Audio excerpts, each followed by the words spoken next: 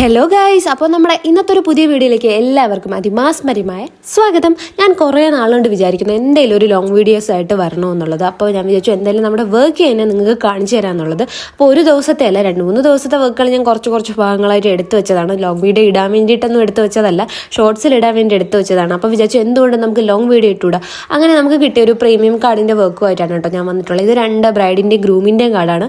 അപ്പോൾ ഇങ്ങനത്തെ കാർഡ്സിലാണ്, ഇങ്ങനത്തെ ചാർട്ട് പേപ്പർ പോലത്തെ പല കളേഴ്സ് നമുക്ക് കിട്ടും. അപ്പോൾ അതിലാണ് നമ്മൾ ചാർട്ട് പേപ്പർ എന്ന് പറയാൻ പറ്റില്ല, ഇതൊരു ഇങ്ങനെ വെഡ്ഡിങ് കാർഡ്സ് ചെയ്യുന്ന ഒരു കാർഡ്സ് ആണ് കേട്ടോ, ഇങ്ങനത്തെ ഒരു ക്രാഫ്റ്റ് പേപ്പർ.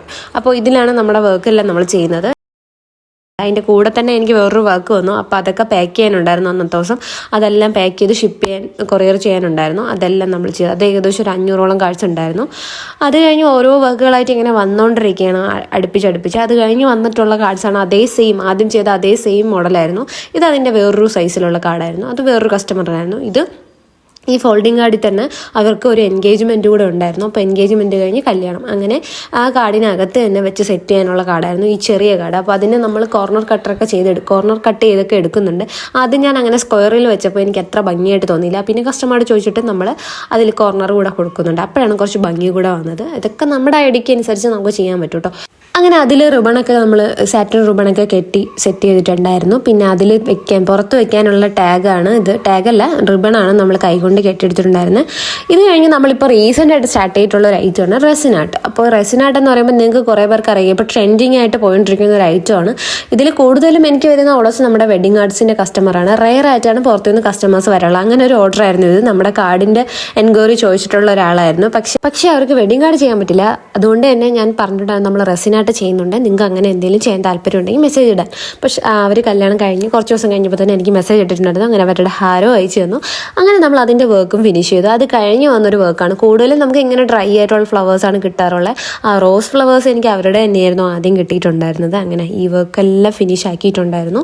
നമുക്ക് അടുപ്പിച്ച് വരുന്ന ഓർഡേഴ്സാണ് കേട്ടോ. ചില ദിവസം നമ്മൾ ഫുൾ ബിസി ആയി പോകും വർക്കിൽ. കൂടുതലും വെഡ്ഡിങ് കാർഡ്സിലായിരിക്കും തിരക്കായി പോകുന്നത്. റെസിനാട്ടൊക്കെ എപ്പോഴാണ് സ്റ്റാർട്ട് ചെയ്തത്. എന്നാലും നമ്മുടെ കൂടുതൽ കസ്റ്റമേഴ്സും വെഡ്ഡിങ് കാർഡ്സിൻ്റെ കസ്റ്റമേഴ്സ് തന്നെയാണ് എൻക്വയറിയും കാര്യങ്ങളൊക്കെ ചോദിച്ചു വരുന്നതും ഓർഡേഴ്സ് ചെയ്യുന്നതും. പിന്നെ നമ്മുടെ ഫസ്റ്റ് കാർഡിൻ്റെ ഫൈനൽ ലുക്ക് എന്ന് പറയുന്നത് ഇതാണ് കേട്ടോ. ഒരു കാർഡിൻ്റെ ഫൈനൽ ലുക്കിന് വേണ്ടി നമ്മൾ ഒരുപാട് വീഡിയോയ്ക്ക് വേണ്ടി നമ്മൾ ഒരുപാട് സമയം സ്പെൻഡ് ചെയ്യുന്നുണ്ട് കേട്ടോ. അതുകൊണ്ട് തന്നെയാണ് നല്ല രീതിയിൽ നമുക്ക് ഫൈനൽ ലുക്ക് ഇറക്കാനും പറ്റുന്നത്. പിന്നെ ഞാൻ അങ്ങനെ പറയാൻ വേണ്ടി ഒരു ക്രാഫ്റ്ററൊന്നും അല്ല കേട്ടോ. പെട്ടെന്നൊരു ദിവസം പൊട്ടിമുളച്ച പോലെ ഒരു ക്രാഫ്റ്ററായി മാറിയ ഒരാളാണ് കേട്ടോ.